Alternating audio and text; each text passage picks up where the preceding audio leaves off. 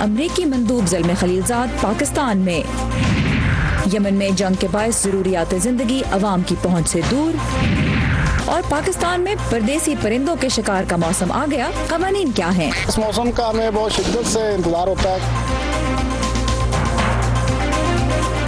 ये है voice of America की पेशकश व्यू 360। मैं हूँ आपकी मेज़बान सारा जमान। अमेरिका के खुसूसी एलची बराए अफगान मुफाहमत अमल ज़ल्म खलीलजाद आज इस्लामाबाद पहुंचे हैं, जहां वो अफगानिस्तान में क़याम अमन से मुतल्लिक जारी कोशिशों पर पाकिस्तान के आला हुक्काम से मुज़ाकरात कर रहे हैं। खलीलजाद का गुज़िश्ता 2 माह के दौरान पाकिस्तान का ये दूसरा जबकि खित्ते का तीसरा दौरा है। एक रोज़ कबल ही पाकिस्तान की वज़ारत ख़ारजा ने यह भी बताया कि अमरीकी सदर डोनाल्ड ट्रंप ने वज़ीर आज़म इमरान खान के नाम एक ख़त लिखा है, जिसमें उन्होंने अफगानिस्तान में मुफाहमत के लिए पाकिस्तान से ताउन तलब किया है। तो अमरीकी मंदूब के इस दौरे से वाबस्ता तवक्कुआत के बारे में हम बात करेंगे वाशिंगटन के तहकीकी इदारे विल्सन सेंटर से मुंसलिक जनूबी एशियाई उमूर के तज्ज़ियाकार माइकल कुगलमैन से। Michael, welcome to view 360। Let's start with mister Khalilzad's visit. What would you expect can be achieved from this visit given the history? Well, I think the message from Khalilzad will be very clear. He's going to be looking for assurance that Pakistan is going to be trying to help the United States launch peace in Afghanistan. And I think one major focus of this visit will be trying to get a sense as to how willing Pakistan may be to deal with this long-standing presence of the Taliban leadership in Pakistan. That remains a very constant demand of the United States. Alright, so Michael Kugelman कहते हैं कि जहाँ तक इस visit का ज़ल्म खलीलजाद की इस visit का ताल्लुक है, तो एक तो उनका पैगाम बहुत वाज़ेह है पाकिस्तान के लिए। वो ये देखना चाहते हैं कि पाकिस्तान से किस हद तक मदद मिल सकती है मुफाहमती अमल में, और ख़ास तौर पे अमेरिका का जो मौक़िफ़ इस हवाले से है कि पाकिस्तान में तालिबान की आला क़यादत मौजूद है, उस हवाले से पाकिस्तान से किस किस्म की मदद जो है वो हासिल की जा सकती है, यही खलीलजाद देखना चाहेंगे। Michael, considering the fact that we have already seen the US has established direct contact with Taliban in the Doha office, how much help is needed from Pakistan?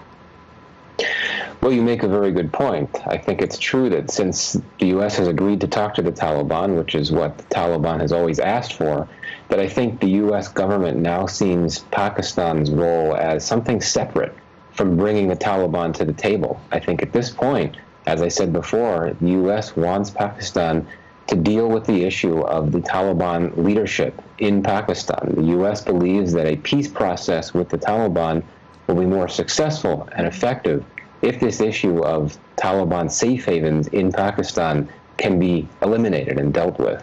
Alright, so जहाँ तक इस बात का ताल्लुक है, हमने माइकल कुगलमैन से यही पूछा कि जब अमेरिका खुद बराह रास्त तालिबान से मुज़ाकरात कर रहा है तो पाकिस्तान का कितना इसमें रोल बचता है। तो वो कहते हैं कि पाकिस्तान का रोल जो है वो अब ज़रा मुख्तलिफ हो गया है, और वही बात जो हमने पहले भी कही कि पाकिस्तान में जो अमेरिका के ख्याल में तालिबान की लीडरशिप मौजूद है, उसको टैकल करना, उसके साथ जो जिस तरह से बातचीत करनी है, वो ऐसा इशू है जिस पे वाशिंगटन इस्लामाबाद का ताउन चाहता है। And since we are talking about cooperation, we heard Trump had sent yesterday. Now, given the fact that we saw President Trump criticize Pakistan in US media and then on Twitter, and there was this whole war of words, why this letter now? It almost seems like a conflicting approach to an ordinary person. Well, the Trump administration is always so contradictory and conflicting in its policies and its messaging, so it really does not surprise me. But I think the message of this letter is very clear, and that's that the United States still wants to work with Pakistan.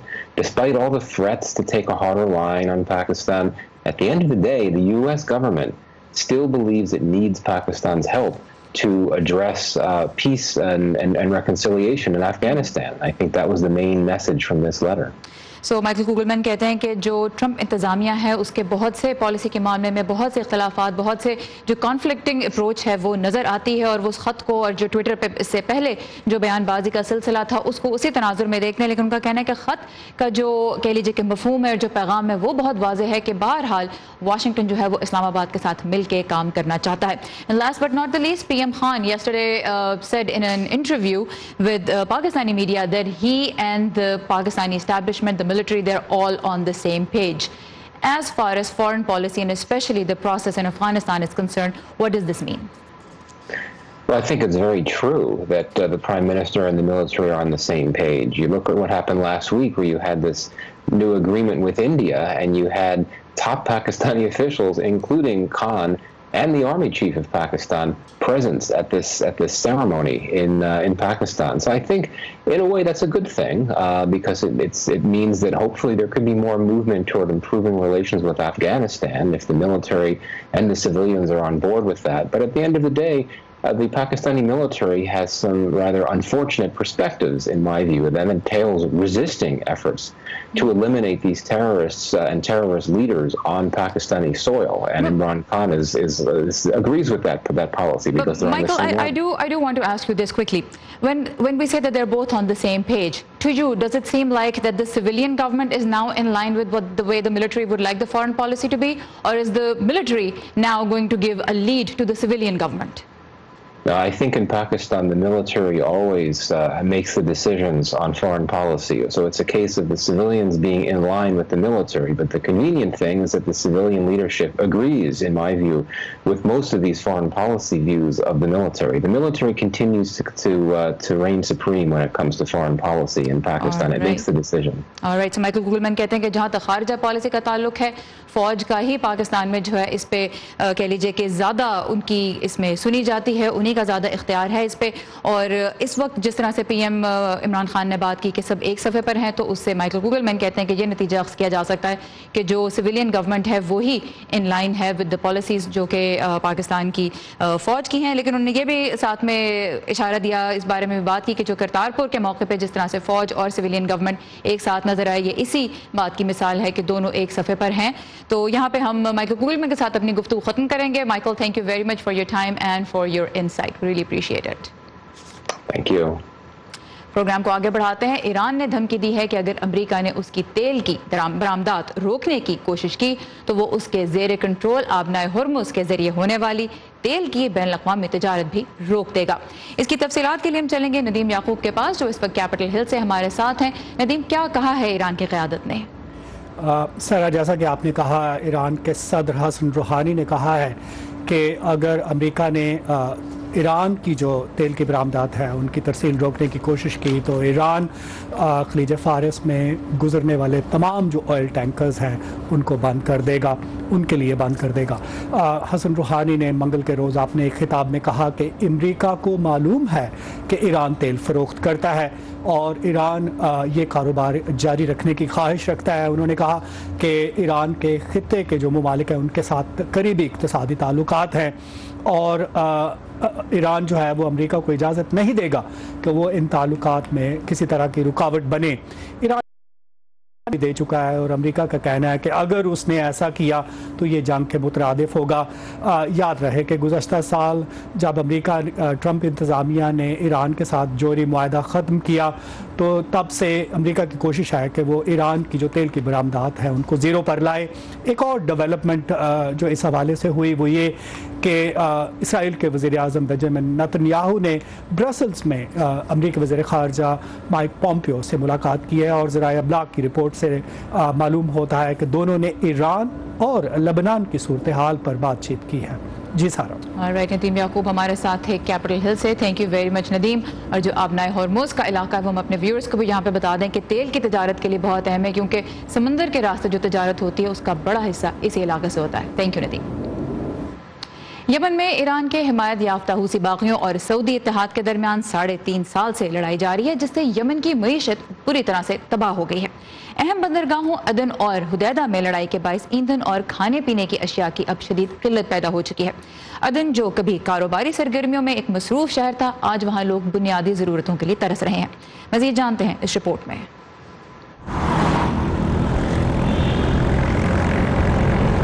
Nashwan साद का ताल्लुक जुनूबी Yemen से है. ये taxi चलाते हैं. इस वक्त ये एक सरकारी पेट्रोल पंप पर अपनी गाड़ी के लिए पेट्रोल खरीदने के इंतजार में है.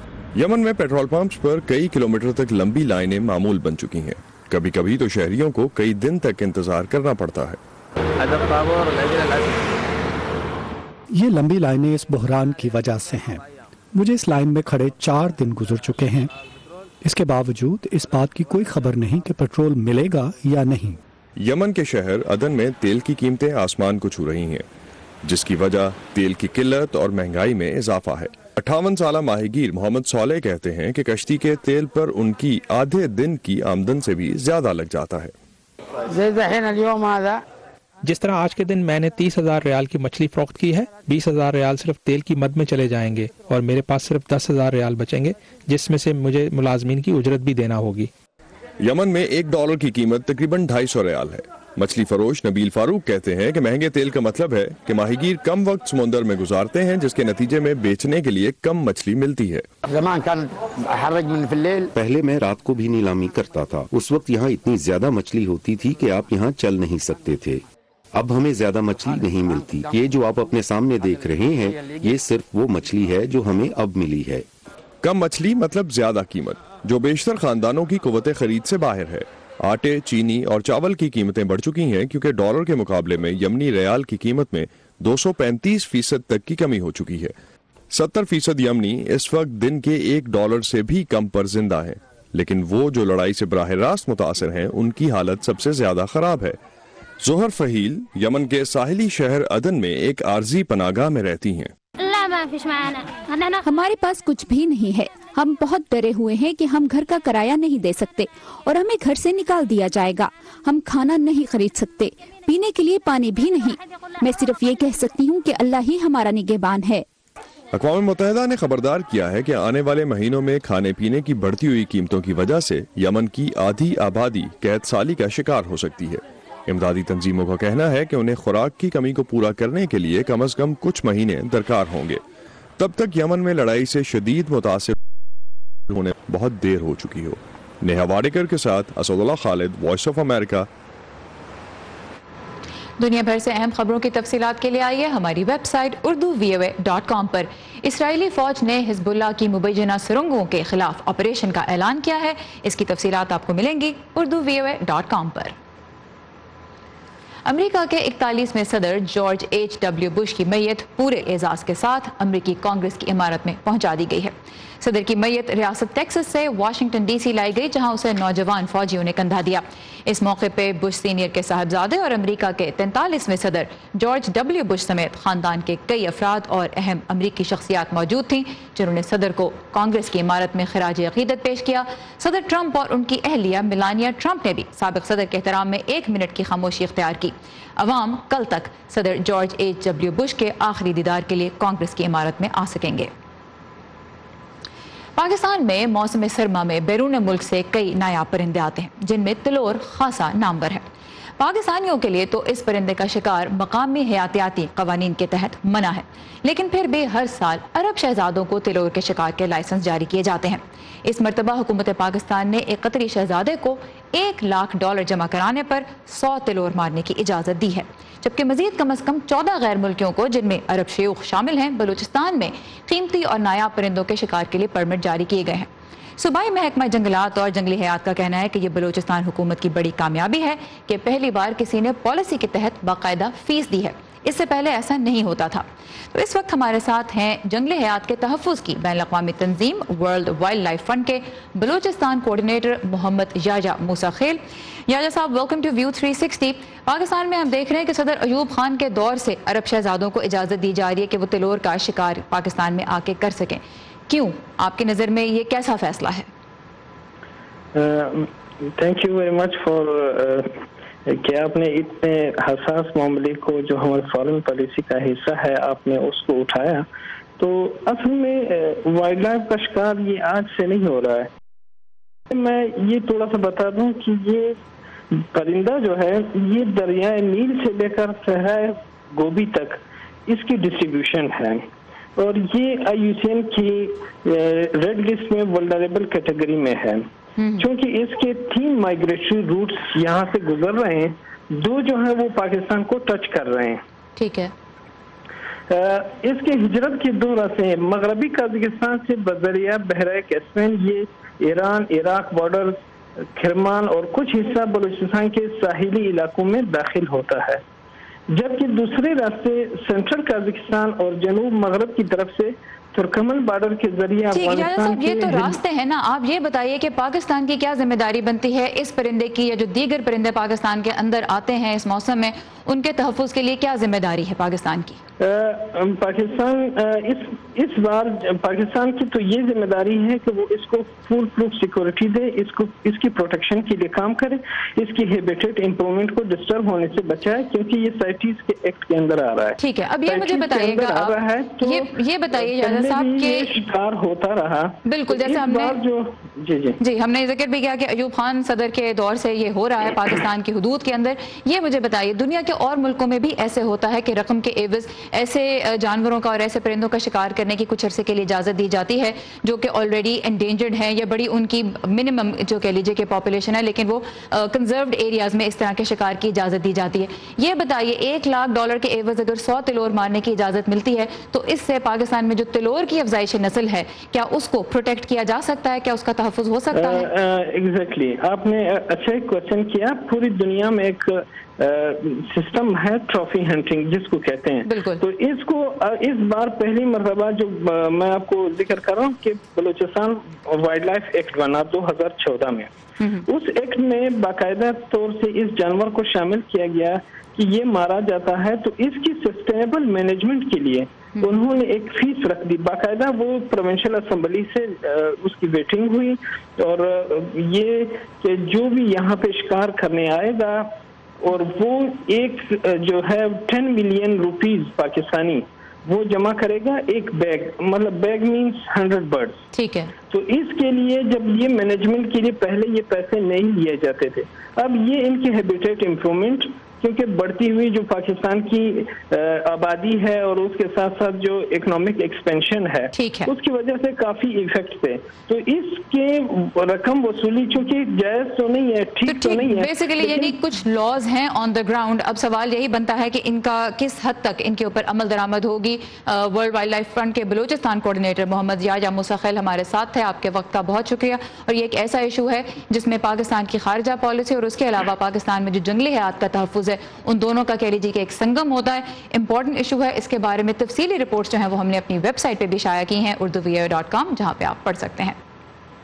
लेकिन ये बात भी है कि पाकिस्तान में लोग कानूनी तरीके से भी आजकल अपना जो जानवरों का और परिंदों का शिकार करने का शौक है उसे पूरा कर सकते हैं, क्योंकि अक्टूबर से मार्च के दौरान महकमा जंगली हयात मुख्तलिफ सूबों में और ख़ासतौर पर पंजाब में मखसूस जानवरों और परिंदों के शिकार को कानूनी दायरा कार में ले आते हैं, ताकि परिंदों की भी एक सेहतमंद तादाद बरकरार रहे और लोगों का शौक भी पूरा हो जाए। तो कसूर से समन खान हमें बता रही हैं कि ये सालाना शिकार होता कैसे है। परिंदों की अफजाइश नस्ल के महीने गुजर चुके हैं, ठंडे इलाकों से मेहमान परिंदे भी आ गए हैं, जिसके बाद महकमा जंगली हयात पंजाब की जानिब से देसी तीतर और तकरीबन 50 इकसाम के परदेसी परिंदों के शिकार की इजाजत दे दी गई है। लाइसेंस हासिल करने के बाद शिकारियों ने भी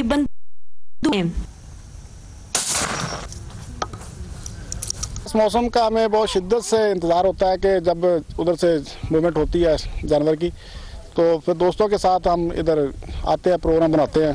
मुर्गी नालों में मज़ेदार जी इनका गोश्त है, बहुत प्यारा गोश्त है। इस दिन के साथ 4 बैठियां लभ जो असी मार लेनियां। महकमा जंगली हयात पंजाब ने इस वर्ष 36 अजला की 41 तहसीलें शिकार के लिए खोली हैं। इनमें से एक इलाका हेड पल्लोकी का है, जहां दरिया के दरमियान या आसपास परिंदे कदरे आसानी से मिल जाते हैं, जिनमें से ज्यादातर आते नहीं बल्कि उन्हें यहां बुलाया जाता है। दरिया में तैरती ये मुर्गाबियां बज़ाहिर असल दिखाई देती हैं, लेकिन ये तो एक जाल है जो शिकारियों ने पानी के दरमियान में परिंदों के शिकार के लिए बिछा रखा है। ये जाल तलुए आफताब से पहले 3 बजे के करीब शफीक ने यहाँ बिछाया है, जो शिकारी नहीं बल्कि एक मुकामी सहूलतकार है। इसके काम है कश्ती को आबी झाड़ियों में छुपाना, मसनूई परिंदों को फैलाना और शिकार को मतवज्जो करने के लिए उसकी आवाज निकालना। पार्टियां आंदियां ने जी, वो आंदियां भी सानू शिकार खड़ा होते असीं तैनूं 500 रुपया देंगे जी। कानूनी तौर पर शिकार की इजाजत हफ्ता और इतवार के रोज होती है और एक दिन में 10 परिंदों को मारने की हद मुकर्रर है। ममनुआ या प्रोटेक्टेड इलाकों में शिकार खेलने पर पाबंदी बरकरार है। कुछ जो इसके पॉपुलेशन का हिस्सा है उसको हंट करवाया जाए और कुछ हिस्सा जो है वो बचा लिया जाए ताकि आइंदा साल जो है उसकी हंटिंग हो। और हमारी स्ट्रेटेजी ये होती है कि जो तहसील एक साल बंद होती है उसके लिए या क्लोज होती है पार्टिश के लिए, उसको हम नेक्स्ट ईयर जो है वो ओपन कर देते हैं। महकमा जंगली हयात की हिदायत की खिलाफ वर्जी करने कम से कम 35,000 जुर्माना और 3 साल कैद भी हो सकती है। कोई मुखबर इतला देता है हम जाके कार्रवाई करें। अदालत टाइम है तो फिर हम अदालत में लेके जाएंगे, अदालत टाइम खत्म है तो फिर हम उसको थाने राहदारी पे बंद करें। लाइसेंस गन्ना लेके आ जाओ। वाजिया हिदायत के बावजूद कानून की खिलाफ वर्जी भी की जाती है। 103 तहसीलों में वसी पैमाने पर फैले जंगलात में जंगली हयात के तहफ्फुज के लिए सिर्फ 920 वाइल्ड लाइफ वॉचर्स हैं। मोटरसाइकिल और कश्ती जैसी दीगर बुनियादी सहूलतों के बगैर काम करती टीम कानून तोड़ने वालों को पकड़ने में कभी कामयाब तो कभी नाकाम होती है। समन खान, वॉइस ऑफ अमेरिका, कसूर। और अब कुछ बात करते हैं सेहत की। HIV एड्स से जुड़ा स्टिग्मा या शर्मिंदगी का एहसास आज की राह में एक बहुत बड़ी रुकावट है। ये मनफी रवैया दुनिया के बहुत से मुल्कों में ही पाया जाता है, अमेरिका में भी। इसे दूर करने की कुछ कोशिशों के बारे में आज हमारे लिए रिपोर्ट लेके आई हैं फायजा बुखारी। 1998 में जनूबी अफ्रीका में गुगु जलामीनी नामी एक खातून उस्ताद को एक पहाड़ी से धक्का देकर हलाक कर दिया गया। I got a message. मुझे एक पड़ोसी की जानिब से पैगाम मिला कि आकर अपने कुत्ते को ले जाओ। हमने इसका काम तमाम कर दिया है। ये वो लोग थे जिन्होंने मेरी माँ को पहाड़ी से धक्का देकर मार दिया था। Thrown down the cliff. आज एड्स से मुंसलिक स्टिग्मा के खिलाफ एक एक्टिविस्ट के तौर पर काम करने वाली गुगु जलामीनी की बेटी मेंडिसा बताती हैं कि उनकी मां का जुर्म HIV एड्स का मरीज होना था। ये वाकया सबूत है इस हकीकत का कि स्टिग्मा चाहे जहनी मसाइल से जुड़ा हो या HIV एड्स से, मुतासरा शख्स और उसकी सेहतमंद जिंदगी के बीच फासलों को बढ़ा देता है। और ये सिर्फ मुआशी तौर पर पसमानदा ममालिक की ही हकीकत नहीं। मेरे करीबन 200 कंट्रीज में दोस्त हैं जो कि HIV इन्फेक्ट है। हर एक कहता है कि आपको नहीं पता सोमालिया में किस तरह का स्टिग्मा है, या जमैका में किस तरह, या वेनेजुएला में। सब कहते हैं कि हमारा स्टिग्मा जो है सबसे बड़ा बुरा स्टिग्मा है। लेकिन लोग सब सारी दुनिया में एक ही जैसे हैं। लोग सारी दुनिया में एक ही जैसे हैं, अमेरिका में भी। इसीलिए डॉक्टर सुहेल राना अमेरिकी दारुल हुकूमत की हार्वर्ड यूनिवर्सिटी में पिछले 8 सालों से HIV एड्स और दूसरी बीमारियों और उनसे मुंसलिक स्टिग्मा के बारे में आगाही फैलाने के मकसद से एक इंटरनेशनल कॉन्फ्रेंस का इनेकाद करते आए हैं। So yes, it's okay to talk about stigma and the problems and the issues. किसी भी दूसरे मुआशरे की मानिंद अमेरिका में भी एड्स जैसे मर्ज और इसके मरीजों से जुड़े स्टिग्मा की बड़ी वजह आगाही की कमी का होना है। बहुत से लोग ये कहते हैं कि अगर आपको एड्स है तो जरूर आप गैर इस्लामी सरगर्मियों में मुलव्वस रहे होंगे। हमारा मजहब इस्लाम तो मोहब्बत और रवादारी सिखाता है। मैं एक मुसलमान भी हूँ और एड्स का मरीज भी। मुझे इन दोनों में से किसी एक का इंतखाब करना जरूरी नहीं। कॉन्फ्रेंस में औरों के साथ एड्स से मुतासरा मुसलमान अमरीकी और उनके लिए काम करने वाली तंजीम रहमा के नुमाइंदे भी शरीक थे। हम बुनियादी तौर पर मुसलमानों में एड्स के स्टिग्मा के खिलाफ आगाही फैलाने का काम कर रहे हैं, जिसके लिए हम वर्कशॉप्स करते हैं और मसाजिद में जाकर बुनियादी बातों का शऊर उजागर करते हैं, जैसे HIV और एड्स क्या है। महज़ब मुआशरे तमाम अफराद को साथ लेकर चलते हैं, ख्वाह किसी को जहनी बीमारी हो या फिर जिस्मानी। नफरत बीमार से नहीं बल्कि बीमारी से की जानी चाहिए। और यही पैगाम हार्वर्ड यूनिवर्सिटी में होने वाली इस नशिस्त और अमेरिका भर में इस हफ्ते एड्स के हवाले से होने वाले दीगर बहुत से इवेंट्स का भी है। Faiza Bukhari, voice of America, Washington. इसके साथ ही खत्म होता है आज का व्यू 360। आप इस प्रोग्राम में किन मौज़ूआत पे रिपोर्ट देखना चाहते हैं हमें जरूर बताइए। इसके लिए आइए facebook.com/VOA उर्दू के पेज पर। ताज़ा तरीन खबरें आपको हर वक्त मिलेंगी हमारी वेबसाइट urdu.voa.com पर। सारा ज़मान को इजाज़त दीजिए। खुदा हाफ़िज़।